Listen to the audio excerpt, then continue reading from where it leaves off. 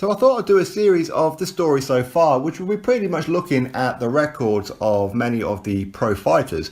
Of course, this will be in between all the news and all that kind of thing. And yes, I still will be doing the British Prospects playlist. You can go check those out as well. And of course, some of the legends, which I made a start on and I will continue as well. But for this one, I thought I'd do the story so far because there's a lot of pro boxers right now where we kind of know who they are currently, but don't know too much about how they got to where they are, if that makes sense. Now, I'm not going to go too much into their past, as in their personal life, okay? This is purely about record and where they started from to where they got here, okay? And it's not always going to be success stories, but on this one, it ultimately is a story so far of a massive success story. And this will be for one, Anthony Oluwafemi Olaseni Joshua, or Femi for short, as many of his friends would call him Femi growing up due to Oluwafemi, for short reasons, I suppose. Now, he was born on the 15th of October 1989 in Watford, Hertfordshire, which is of course on the outskirts of London, and he's currently 28 years old with a record of 21 wins, 20 of those by knockout, and undefeated, of course. He is currently the Super WBA, Super WBO, IBF and IBO World Unified Heavyweight Champion. So, as I said, he was born back in 1989 in Watford to Nigerian parents Yetta and Robert Joshua. And Joshua, for those who want to know, is of Yoruba ethnicity. I'm not too sure what that is, to be honest. And he has some Irish ancestry through his father's side as well. He has a cousin who's also a pro boxer as well, in Ben Liemi. And the pair turned professional together in 2013. After a few years in the UK, he moved to Nigeria. And up until the age of 12, when his parents got divorced, he decided to move back to the UK and went to John Langley Secondary School as well. And he grew up in the Meriden estate of Garston in Hertfordshire, which is ultimately Watford, I suppose. And as I said, he was called Femi growing up. And he was very, very good at athletics, football, all that kind of thing. And he broke the year 9 100-meter record with a time of 11 seconds or 11.6 seconds. So it's pretty nippy, really, isn't it? Now, it wasn't until 2007, at the age of 18, he decided to walk into a boxing gym at the suggestion of his cousin. And he walked into the Finchley ABC in Barnet, North London, which of course at the time was, or is even, Derek Chisora. And 2 years later, in 2009, and of course in 2010, he won the Haringey Box Cup. Joshua also won the Senior ABA Championships in 2010, and which was only in his 18th bout. So all in all, with his amateur record, he actually only had 43 amateur bouts as well, which is not many at all, really. So yeah, he won the ABA Championships in 2010, and he finished second in the super heavyweight tournament of the World Championships over in Baku as well. And that's where he lost in the final against, I forget who it was, to be honest. But anyway, he was offered at this time £50,000 to turn professional. Now, it doesn't say who offered him £50,000, but I don't know, based on form, it sounds like something that Frank Warren would do, because he brought out many fighters before any kind of achievements within the amateur setup, like Daniel Dubois currently, Anthony Yard and so on. So I'm at a guess, he's going to say Frank Warren, I don't know. I don't know, maybe it was Eddie Hearn, who knows. So either way, he turned down £50,000, even though he grew up in, I don't want to say poverty, but not exactly well off. And of course, he did have a little bit of a misdemeanor as well by getting locked up for dope selling as well as a teenager. But anyway, so as a amateur, he done pretty well considering only 43 fights. In 2011, as I said, he won the World Championships. He won the Great Britain Championships in 2010, where he got the gold. And of course, the 2012 Olympic Games as well. Now, before then, before he even got to the Olympics, he had one specific name who was actually saying or predicting that Anthony Joshua would go on and become something spectacular in the heavyweight division. And here it is. Very, very good. And he's only young, 20. Watch out for that name, Anthony Joshua. He is one prospect Yeah, for the future. I'm a massive fan of his, and I think that if he's allowed to develop, I think. What's your gut feeling, Tyson? Because I don't think he's going to get to the Commonwealth Games. He's not been selected. So what would you do if you were him? Would you wait for the Olympics, or what would you do, kid? To be honest with you, I've been in these shoes before. Of course you have. That's why I'm asking you. All the promoters are after him. He's ABA champion, and in the super heavyweight division, it only takes one punch. So I believe in striking while the iron's hot. Turn pro. But if he did tell me he's going to Commonwealth Games, so they might have picked him. I didn't think he'd been selected. I thought the other kid at the weight had been selected. But how many fights has he had? 21 fights? 21 fights, and he hasn't. I mean, as much as he's a talent, don't get me wrong, I think he's only had a couple of semi-international ones. And you know yourself, you can be a brilliant talent. You're getting against some of those old fiddlers, some of those old experienced fiddlers, top amateurs. They're hard to beat sometimes, aren't they? Yeah, they are. Well, I'm a good prospect. Yeah? I rate myself as one of the top heavyweights in the world. Ditto. Yeah? I do too. He came out at me for 3 rounds, and he gave me a beating. I mean, I'm not going to deny it. He gave me what for? Hell for leather for 3 rounds. I thought, oh my God, the amateur's killing me. But being a professional, and I've been an amateur myself, and I fought all over the world and that. Yep. I slowed him down a bit, a few good body shots and that. Yep. And the kid's only 20, and I'm a handful myself. You are, son. So, for him to put up a good performance like that against a top prospect in me, I think he's one for the future, to be honest. Brilliant. So a bit of a glowing reference there from what is now his rival in Tyson Fury. So yes, it was actually Tyson Fury who gave him a glowing reference before Anthony Joshua even went to the Olympics and turned pro. Who would have thought, right? Anyway, with all that aside, obviously he won the 2012 Olympic gold. Some say dubious and whatever else, but it is what it is. Now it's also important to note before we move on to the pro that in 2009 on Dillian Whyte's amateur debut, he actually dropped Anthony Joshua on a occasion and defeated him on points as well. So yeah, that's pretty much where the whole Anthony Joshua and Dillian Whyte beef originally came from. And he did get several standing counts as well back in 2011 with Romanian southpaw Mihai Nistor. He just battered Anthony Joshua is what happened. But put him in a pro ring now, I'm pretty sure this wouldn't be the same result, right?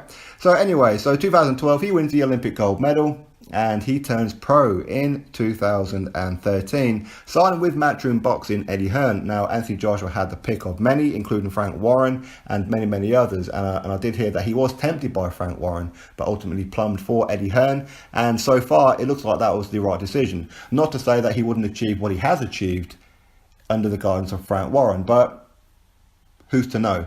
Facts are he's made the right decision so far. So anyway, on the 5th of October 2013, he makes his first pro fight. His pro debut against Emmanuel Leo. Emmanuel Leo was 8-0, so undefeated in himself. And this was at the O2 Arena on a Scott Quigg undercard. And then only 3 weeks later even, he took on Paul Butlin, who was 14 wins and 19 defeats. And this was at Sheffield Arena in Sheffield on a Kell Brook undercard as well. And he stopped Paul Butlin in the second round. And I forgot to mention in his first fight, he stopped Emmanuel Leo in the first round. So his third fight, again, just a couple of weeks later, he took on, I'm going to say it wrong, Hershvoj Kisidic. I don't know. Either way, this happened at the York Hall on the 11th of November 2013, and this guy was 5 wins and 6 defeats. Joshua stops him in 2.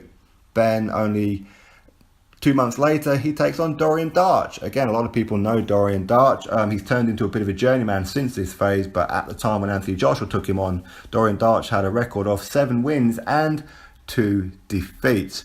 And he stopped Dorian Darch in only 2 rounds.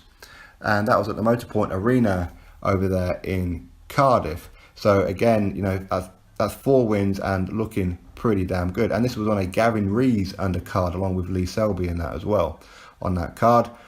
So already he's making waves at this point with only 4 wins under his belt. And a lot of people are starting to question, when's he going to step up? Very, very early, much like people are doing with Daniel Dubois now. But anyway, he's being guided correctly. And in his 5th fight, he takes on Hector Alfredo Avila. Now, that guy is 22 wins, 15 losses, and 1 draw. So you can certainly say journeyman, and this was at the Scottish Exhibition Centre in Glasgow, and he stopped him in only one round, and this was on the Ricky Burns and Terence Crawford undercard.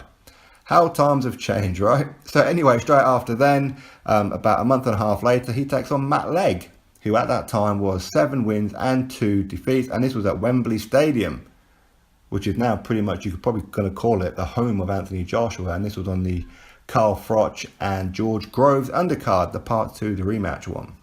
So he stops Matt Legg in one round, and then after then, he takes on Matt Skelton at the Echo Arena in Liverpool. He stops him in 2 rounds. Now Matt Skelton, again, a lot of people seeing this as a bit of a step up. Matt Skelton, he'd been around the block a little bit, 28 wins and 8 defeats, and Anthony Joshua stopped him in the second round, and this was on a Nathan Cleverly undercard as well, with Tony Bellew and Rocky Fielding also on that card, so that was one hell of a card.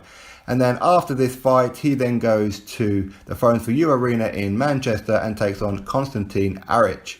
Konstantin Aric, again, you could probably say journeyman, 21 wins, 9 defeats and 2 losses, and Anthony Joshua defeats him in only 3 rounds. And this was on an Anthony Crolla versus Diaz undercard as well. Scott Quigg and Scotty Carter were also on this card as well. Not fighting each other, but yeah, they're on the card. So Anthony Joshua stops him in 3.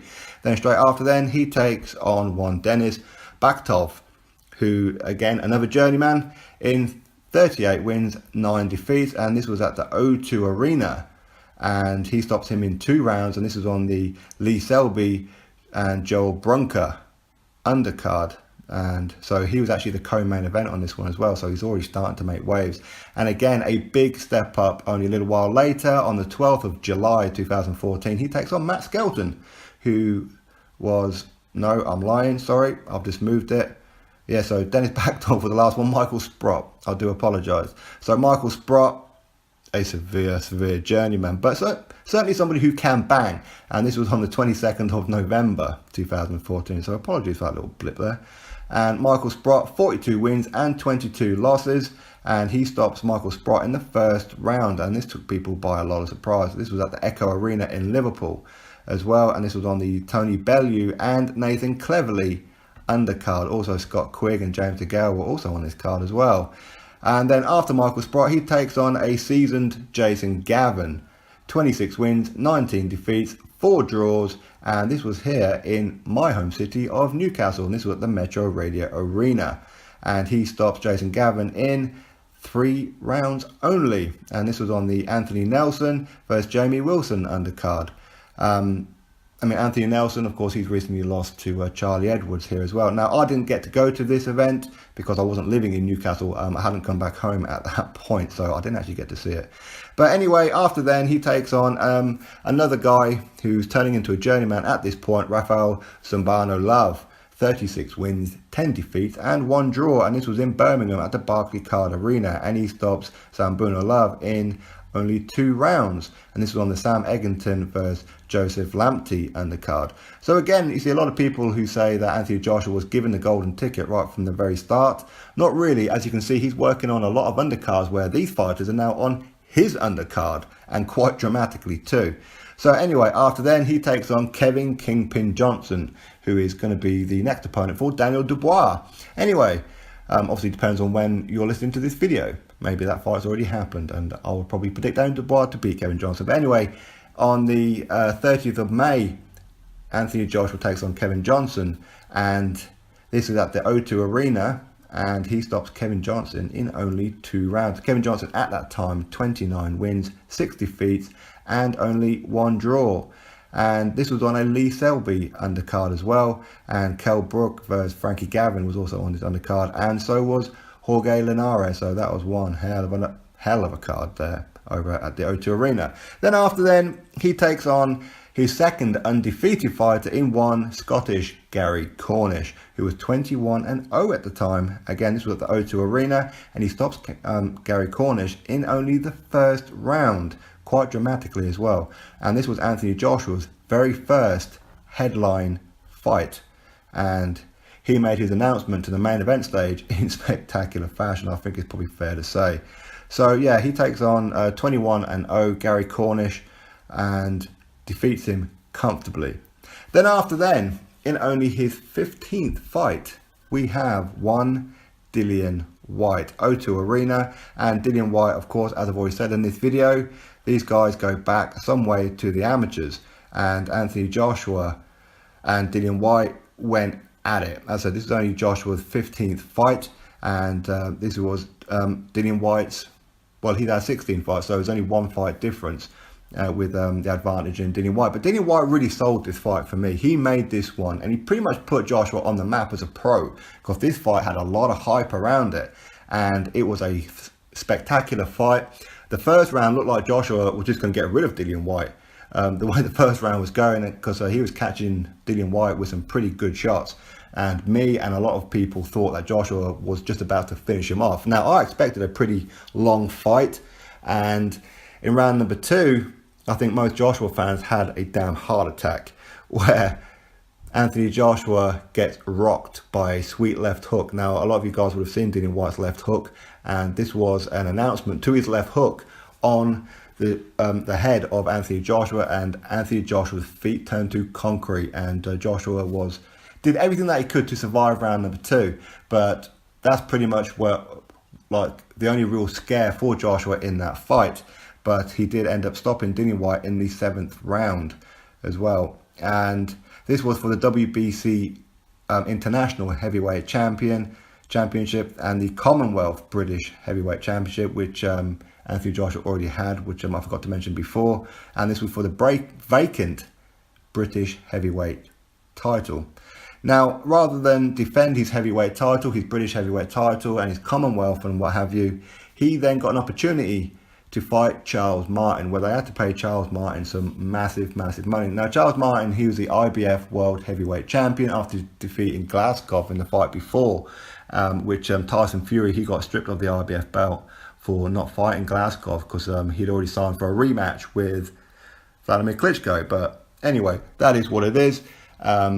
And Charles Martin, a PBC fighter, fights on Showtime, part of the Al Haymon team. And it's probably arguable to say that him versus Deontay Wilder should have really happened for a unification, as Charles Martin was a WBC heavyweight champion. It made sense. 2 guys from the PBC coming together, easy to make, right? But no, they couldn't afford Charles Martin. Mr. $50 million man couldn't afford Charles Martin like many others. Anyway, me and a lot of people thought that this was a bit of a risky move, and only his 16th pro fight for Anthony Joshua to take on a world champion. Now, it's not necessarily because people thought that he's going to lose to Charles Martin. It's about what happened after then. Because at this stage, he should be defending his British heavyweight title, then moving on to European title in a couple of fights' time, that kind of thing. So to become world champion so early was daunting, I suppose, and a little bit worrying. And I expected a bit of a hard fight. Charles Martin, southpaw, unknown commodity, really.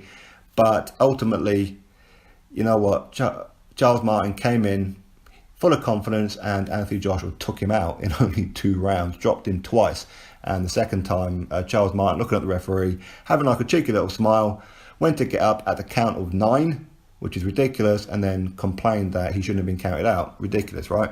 So this was Anthony Joshua's second pay-per-view. The first one was, of course, against Dillian Whyte. And Anthony Joshua becomes IBF World Heavyweight Champion in only his 16th pro fight, and this was actually his 4th undefeated fighter in Charles Martin, who came into this one 23-0. He did have a draw, of course, on there as well. And this happened on the 9th of April 2016 at the O2 Arena. As I said, this was his second pay-per-view, and of course his 3rd headliner as well. But straight after then, he defended his IBF World Heavyweight title against an undefeated American, 17-0, Dominic Breazeale. And that happened only a couple of months later, so he didn't wait around. He literally went straight after Dominic Breazeale, who of course has been in with some pretty good fights. Amir Mansour, one of them. And Breazeale got took down twice in the 7th round and ultimately stopped in the 7th round as well. Now, Dominic Breazeale come into this one with a real reputation, and again, just like Charles Martin, a lot of people were picking him to beat Joshua. People didn't feel Joshua was maybe too ready at this point in only 17 fights. But Dominic Breazeale, who had an equal amount of fights as well, he got blasted, and it's fair to say that Anthony Joshua had glandular fever in this fight as well, but performed the way that he did, absolutely spectacular.